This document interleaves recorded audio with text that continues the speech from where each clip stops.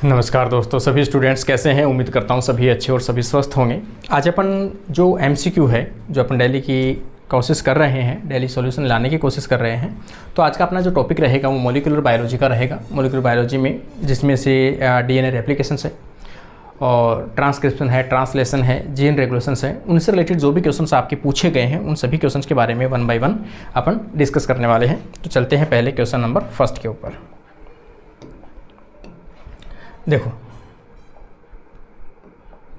यहाँ पे question number first देखोगे, the last chromosome sequenced in human genome project. Human genome project जो है उसके अंदर लास्ट कौन सा क्रोमोसोम था जिनकी सीक्वेंसिंग की गई थी। तो यहाँ पे देखेंगे क्रोमोसोम नंबर 6, क्रोमोसोम यहाँ दिया हुआ है क्रोमोसोम नंबर 14। तो क्रोमोसोम नंबर जो 1 है, इस क्रोमोसोम की सीक्वेंसिंग है, सबसे बड़ा क्रोमोसोम भी है, तो सबसे बड़े क्रोमोसोम के सबसे लास्ट के अंदर जीन सीक्वेंसिंग है वो कंप्लीट हुई थी। तो इसका राइट आंसर आ जाएगा ए ऑप्शन। क्वेश्चन नंबर 2 में आप देखोगे, name the component that bind to operator region of a operon and prevent RNA polymerase form to transcription operon. ठीक है, तो एमआरएनए के ट्रांसक्रिप्शन को रोकता है। तो इसमें अपन देखेंगे कि जो रिप्रेसर है ना, यहाँ पे दे रखा है prevent RNA polymerase binding to operon, किस कंपोनेंट के ऊपर ऑपेरॉन बाइंड होता है। ठीक है ना, मतलब ऑपेरॉन पे जो बाइंड होता है, यहाँ पे आप थोड़ा सा डायग्राम से देख लोगे तो ज़्यादा बढ़िया है। यहाँ पे आप देखोगे लैक ऑपेरॉन की बात कर रहा है, लैक ऑपेरॉन। ठीक है ना, जैकब के द्वारा या मोनार्ड के द्वारा दिया गया था। यहाँ पे आप देखोगे प्रोकैरियोटिक के अंदर जीन रेगुलेशन कैसे होते हैं उनके रिगार्डिंग दिया गया है। ये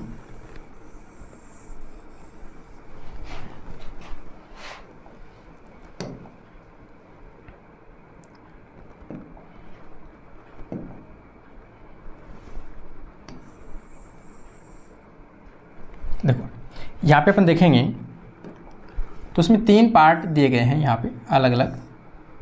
पहला है आई जीन और दूसरा जो है वो ऑपरेटर है और फिर प्रमोटर है।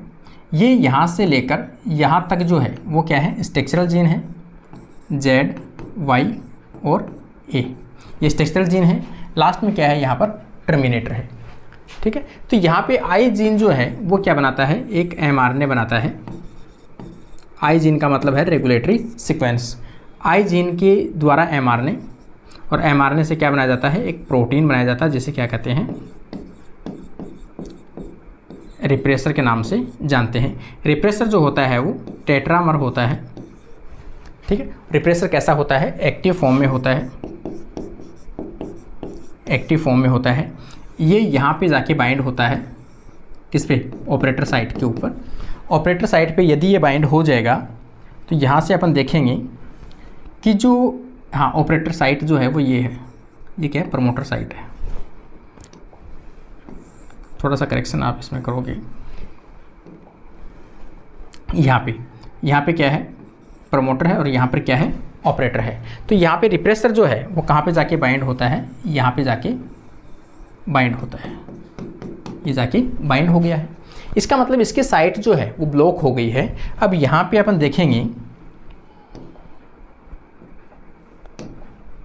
यहाँ पे क्या आता है, आरएनए पॉलीमरेज आता है। आरएनए पॉलीमरेज को ट्रांसक्रिप्शन करने के लिए इधर मूवमेंट करना पड़ेगा, लेकिन आगे क्या है, बैरियर है, आगे मूवमेंट नहीं कर पाएगा। तो यहाँ पर एमआरएनए का निर्माण नहीं होगा। इसका मतलब जीन एक्सप्रेस नहीं हो रहा है, ना ही तो एमआरएनए बनेगा और ना ही प्रोटीन बनेगी। तो ये स्टेप होगी नहीं, तो जीन क्या रहेगा, टर्न ऑफ। ठीक है, तो ये स्ट्रक्चर है। तो यहाँ पूछा गया है कि जो रिप्रेसर है वो कहाँ पे बाइंड होता है, मतलब या फिर अपन कहें ऑपरेटर साइट के ऊपर, ये जो ऑपरेटर साइट है, ऑपरेटर साइट के ऊपर क्या बाइंड होता है, तो आप कहोगे रिप्रेसर बाइंड होता है।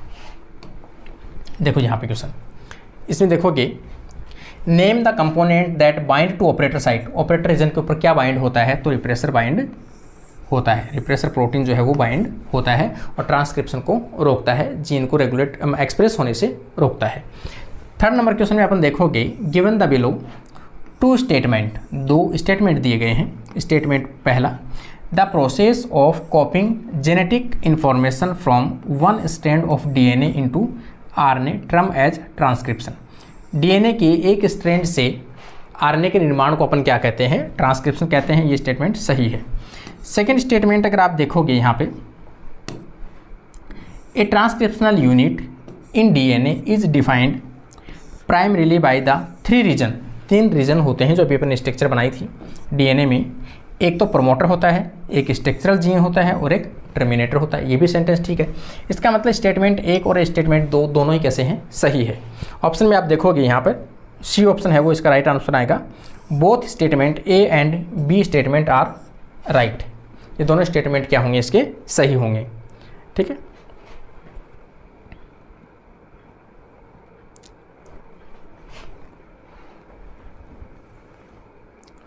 चौथा नंबर क्वेश्चन में अगर आप देखोगे यहाँ पे,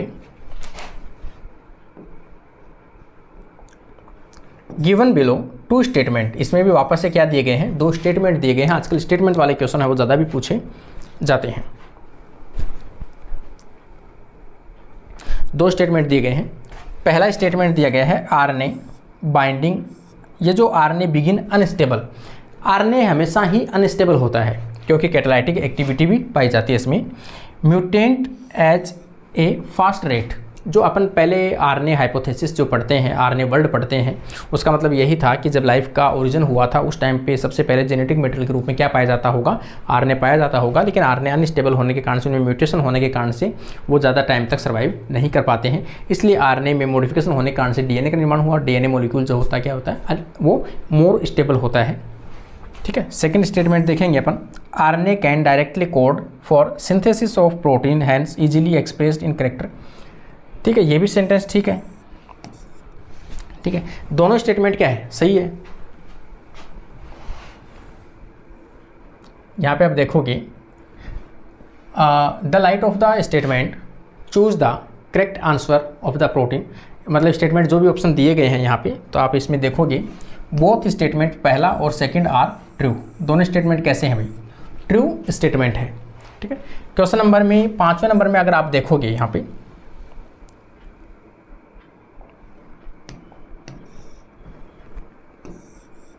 ये पहले की कोई बुक है उसके ऊपर आंसर लगे हुए हैं इसलिए थोड़ा सा देखो भाई।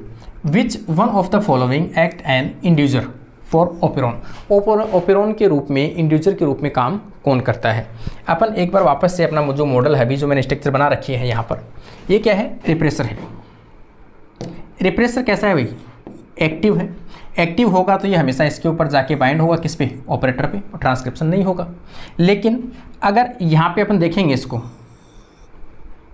इसके साथ में लैक्टोज या एलो लैक्टोज के मॉलिक्यूल आकर जुड़ जाए यहाँ पर। ठीक है ना। इस कलर से अपन दिखाएंगे यहाँ पे। अगर ये यहाँ पे आके जुड़ जाए इसके ऊपर तो ये रिप्रेसर कैसे हो जाएगा? इनएक्टिव हो जाएगा। इनएक्टिव होगा तो यहाँ पर आकर बाइंड नहीं होगा। यदि यहाँ पर बाइंड नहीं होगा तो जो प्रमोटर है, प्रमोटर से आरएनए पॉलीमरेज आगे की तरफ मूवमेंट करेगा और यहाँ पर किसका निर्माण होगा? एमआरएनए का निर्माण हो जाएगा। तो एमआरएनए का निर्माण होगा, ट्रांसक्रिप्शन होगा। ट्रांसक्रिप्शन से क्या बनेंगे? प्रोटीन बन जाएगी। 3 प्रोटीन बनेगी। एक तो जेड की बन जाएगी। जेड की जो प्रोटीन या एंजाइम बनेगा बीटा गैलेक्टोसाइडेज बनेगा, जिसे क्या बोलते हैं? बीटा गैलेक्टोसाइडेज बनेगा। और बीटा गैलेक्टोसाइडेज किसके ऊपर काम करेगा? लैक्टोज के ऊपर काम करेगा। ग्लूकोज और लैक्टोज के अंदर, इसको ग्लूकोज और गैलेक्टोज के अंदर तोड़ेगा और उससे एनर्जी प्राप्त कर लेगा। इसका मतलब यहाँ पे ये जो लैक्टोज है वो किसके रूप में काम कर रहा है भाई? इंड्यूसर के रूप में काम कर रहा है।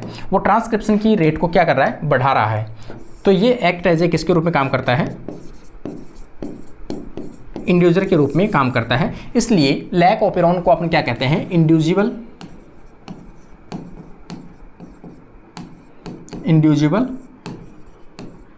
मॉडल के नाम से भी जाना जाता है। इसे इंड्यूजिबल मॉडल कहते हैं।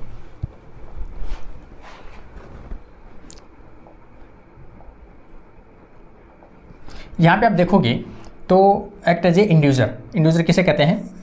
लैक्टोज को कहते हैं। लैक्टोज है वो इंड्यूसर के रूप में फंक्शन परफॉर्म करता है। अगला क्वेश्चन अगर अपन देखेंगे यहाँ पे 6 नंबर, with reference to Hershey and Chase experiment select the correct statement. Hershey और चेस ने क्या किया था भाई? रेडियो एक्टिव सब्सटेंस लिए थे, एक तो फॉस्फेट 32,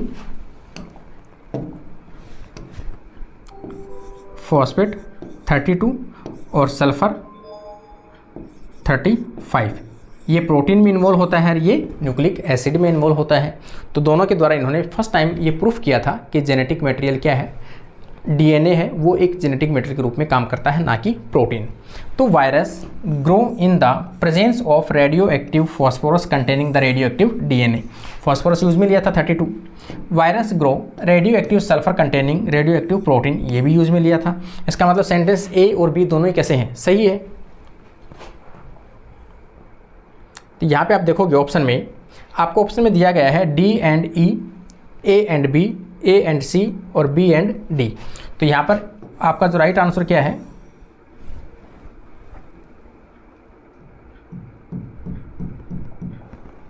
आपका राइट आंसर जो है वो आ जाएगा A and B option right आ जाएगा, क्योंकि इन्होंने ये कंपोनेंट यूज में लिया था P32 और S35 और इन्होंने बताया कि किसके ऊपर एक्सपेरिमेंट किया था? इन्होंने बैक्टीरियोफेज के ऊपर किया था। बैक्टीरियोफेज में जो डीएनए है वो डीएनए ही अंदर क्या होता है?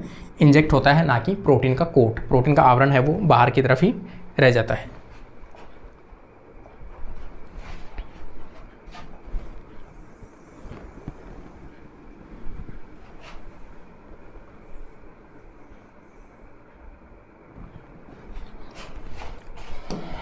अगला क्वेश्चन अपन 7 नंबर देखेंगे, universal proof that the DNA is a genetic material was first proposed by. ठीक है ना, रियल एक्सपेरिमेंट के दौरान ये किसने प्रूफ किया था कि जेनेटिक मटेरियल जो है वो डीएनए होता है? तो यहाँ पर एल्फ्रेड, हर्शे एंड चेस, अभी जो अपन पढ़ चुके हैं, इन्होंने ही क्या किया था? इसको प्रूफ किया था। आगे अपन देखेंगे what is the role of RNA polymerase third. देखो आरएनए पॉलीमरेज जो है वो 3 प्रकार के होते हैं, फर्स्ट, सेकंड और थर्ड। पहले के द्वारा जो बनाया जाता है वो कौन सा बनाया जाता है? तो यहाँ पर अपन देखेंगे इसके द्वारा तो बनाया जाता है टी आरएनए, इसको बनाया जाता है आरएनए और इसको बनाया जाता है एम आरएनए। लेकिन जो थर्ड है ये क्या करता है? 5S आरएनए का निर्माण करता है, SN आरएनए का निर्माण करता है। तो ये एक्सेप्शन है, इसका अपवाद है कि थर्ड जो है वो टी आरएनए के साथ साथ 5S आरएनए का निर्माण भी करता है।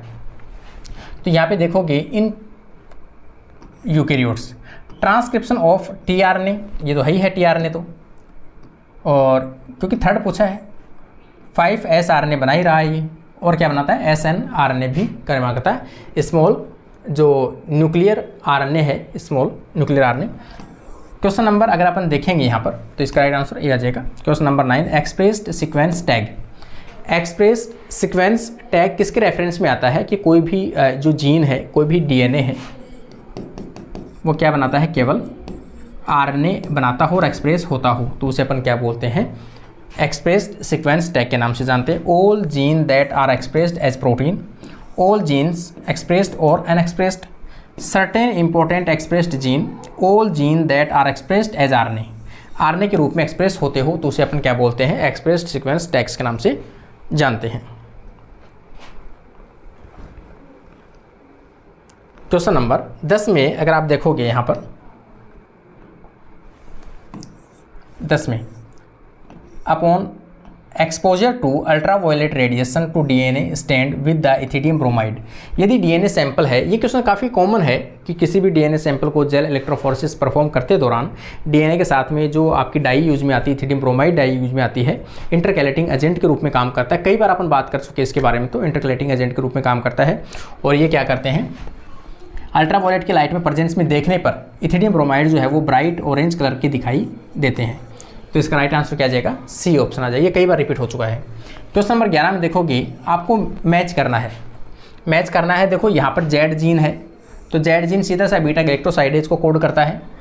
यहाँ पर देखोगे वाई जीन है, तो यहाँ पर वाई जीन है वो किसको करता है? यहाँ पर इसमें दिया होगा रिप्रेसर और ए जीन ट्रांस एसाइलेज आएगा, तो ट्रांस एसाइलेज, ठीक है ना। और वाई जीन है ये रिप्रेसर प्रोटीन, यहाँ पर वाई की जगह ना आई जीन आना चाहिए। ये क्या है, आई जीन है, रिप्रेसर प्रोटीन को कोड करता है। इसका मतलब आप ए में तो देखोगे सेकंड, ये सेकंड आ गया, और डी में देखोगे आप फर्स्ट, ये डी में फर्स्ट आ गया। इसका मतलब ये इसका क्या है, राइट आंसर है। इस प्रकार से आप, क्योंकि अपने डायग्राम पूरे बना चुके हैं, अपन देख चुके हैं वो, ये जो है ना, ये वाई जीन जो है ये वाला, ये क्या है, परमेज है। ये इसका नाम क्या है, परमेज है, बीटा गैलेक्टोसाइडेज है, और यहाँ पर है ट्रांस एसाइलेज। हो सकता है कभी आपके सामने ऐसा क्वेश्चन वापस आए, तो आपको याद रखना भाई, इस वाले जो एग्जाम्पल है यहाँ पे आपको याद रखना है कि जो ये जो है जेड जीन, ये तो बीटा गैलेक्टोसाइडेज बनाता ही है जो लैक्टोज को तोड़ता है। वाई जो जीन है ये किसको कोड करता है, तो यहाँ पर परमेज, यहाँ पर देखोगे ट्रांस एसिटाइलेज। इसका कोई फंक्शन खास नहीं है, लेकिन परमेज का मान सकते हैं अपन कि किसी भी मीडियम में यदि बैक्टीरिया को आप कल्चर कर रहे हो तो बैक्टीरिया की सेल जो है ये लैक्टोज को अंदर लेने के लिए परमेबल होता है, कि यदि परमेज एंजाइम उपस्थित होगा तो ये क्या करता है, सेल वॉल से होते हुए लैक्टोज को मीडियम से बैक्टीरिया के अंदर प्रवेश कराने के लिए काम करता है। नाम ही परमिशन देने के लिए परमेज नाम है इसका। तो ये आगे है। यहाँ पे क्वेश्चन नंबर आगे अपन देखेंगे 12 नंबर। देखो 12 नंबर क्वेश्चन अगर आप देखेंगे अपन यहाँ पे, तो गिवन द बिलो 2 स्टेटमेंट, यहाँ पे 2 स्टेटमेंट दिए गए हैं।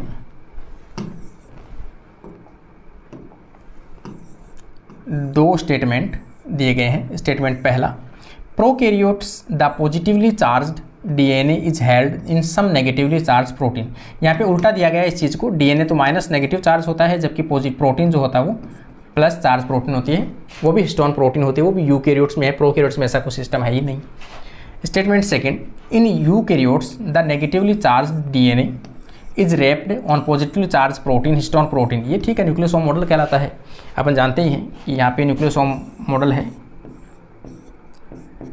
H2A H2B H3 H4 के ऊपर डीएनए है कुछ इस प्रकार से लिपटा हुआ पाया जाता है। इसके ऊपर लाइसिन और आर्जिनिन प्रेजेंट होने के कारण से, अधिक मात्रा में होने के कारण से इनके ऊपर प्रोटीन पे चार्ज होता है पॉजिटिव, और डीएनए पे फॉस्फोरिक एसिड की उपस्थिति के कारण से होता है चार्ज नेगेटिव। तो इसके कारण से इसके ऊपर लिपटा हुआ रहता है। सेकंड स्टेटमेंट सही है, तो यहाँ पे statement first is incorrect and statement second is true. तो इसका राइट आंसर आ जाएगा C option. The equivalent of structural gene, ये क्वेश्चन भी काफ़ी बार रिपीट हो चुका है आपका, कि किसी भी कोई फंक्शनल जीन हो उसकी वह यूनिट जो एक्सप्रेस होती है क्या कहलाता है, सिस्ट्रॉन कहलाता है। ठीक है ना, ये क्या कहलाएगा, सिस्ट्रॉन कहलाएगा। तो ह्यूमन में अगर अपन देखेंगे प्रोकैरियोट्स जो है, प्रोकैरियोट्स तो होता है पॉलीसिस्ट्रॉनिक, जबकि यूकैरियोट्स होते हैं आपकी मोनोसिस्ट्रॉनिक। अपन जो है या फिर यूकैरियोट्स हैं वो कैसे होते हैं, मोनोसिस्ट्रॉनिक होते हैं, और बैक्टीरिया जो होते हैं वो कैसे होते हैं, पॉलीसिस्ट्रॉनिक होते हैं। एक से अधिक जीन प्रेजेंट होते हैं एक प्रमोटर के साथ में। जैसे अपन लैक ऑपेरॉन की बात करें 3 जी स्ट्रक्चरल जीन है ZYA, जबकि अपनी बात करें यूकैरियोट्स में तो एक प्रमोटर के द्वारा एक जीन को ही रेगुलेट किया जाता है। तो अपन कैसे होते हैं, मोनोसिस्ट्रॉनिक हैं, जबकि बैक्टीरिया होते हैं पॉलीसिस्ट्रॉनिक होते हैं।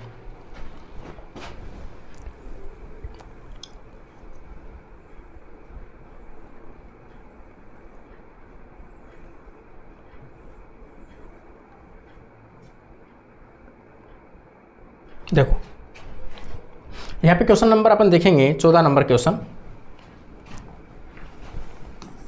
इन lac operon Z gene code. ये क्वेश्चन तो अपन थ्योरी के अंदर जो अभी मैंने बताई थी आपको बता चुका हूँ 2 बार ही। तो बीटा गैलेक्टोसाइडेज जो है वो जेड जीन के द्वारा कोड किया जाता है। Question number 15, the given 2 statement, statement first, DNA polymerase catalyse the polymerisation sequence in 1 5' to 3'। DNA polymerase हो चाहे आरएनए पॉलीमरेज हो, हमेशा 5' to 3' की तरफ ही न्यूक्लियोटाइड्स को जोड़ता है। ये तो स्टेटमेंट सही है। सेकेंड स्टेटमेंट देखोगे, during the replication DNA on one strand of the replication is continuously and while is the discontinuously. अपन जानते हैं कि डीएनए की जो फोर्क बनती है, इसके ऊपर तो डीएनए जो सिंथेसिस कंटिन्यू होता है, जबकि इसके ऊपर डीएनए का सिंथेसिस टुकड़ों में होता है, जिसे ओकाज़ाकी फ्रैगमेंट कहते हैं। जिनके ऊपर कंटिन्यूस होता है उसे लीडिंग स्ट्रैंड कहते हैं, जबकि दूसरे वाले को लैगिंग स्ट्रैंड कहते हैं। ये अपन कॉमन जो है वो दोनों स्टेटमेंट ही सही है, तो बोथ स्टेटमेंट जो है वो करेक्ट आएंगे। इसका राइट आंसर आ जाएगा बी ऑप्शन। क्वेश्चन नंबर 16 में देखोगे, मैच द सीक्वेंस। फर्स्ट और सेकेंड जो लिस्ट है उनको मैच करना है आपको। लैक ऑपेरॉन आई जीन, तो ये अपन पढ़ चुके हैं, मॉडल रिप्रेसर को कोड करेगा, और जेड जीन बीटा गैलेक्टोसाइडेज को करेगा, वाई जीन जो है वो प्रीमियज को करेगा, ए जो है वो एसिटाइलेज को करेगा, तो ट्रांस एसिटाइलेज। तो इसका राइट आंसर इसके अकॉर्डिंग आप देख ही लोगे। ए जो है वो तो क्या कर रहा है, रिप्रेसर को कर रहा है, तो ए में तो चौथा आ जाएगा। ए में यहाँ पे चौथा ये भी है,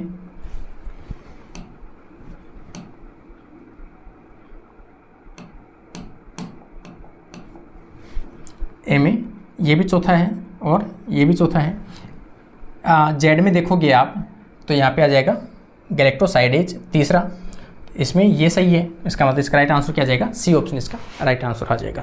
क्वेश्चन नंबर 17 में अगर आप देखोगे, अगेंस्ट द कोडोन, यदि कोडोन जो है एमआरएनए, कोडोन का मतलब एमआरएनए 5 प्राइम टू UAC है, तो इसके ऊपर जस्ट जो आरएनए आके बाइंड होएगा टीआरएनए, उसके ऊपर कौन से एंटी कोडोन होंगे ये पूछना चाह रहा है ये।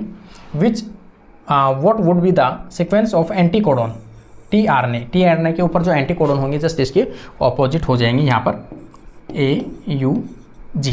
तो इसका राइट आंसर AUG, ये इसका राइट आंसर आएगा AUG।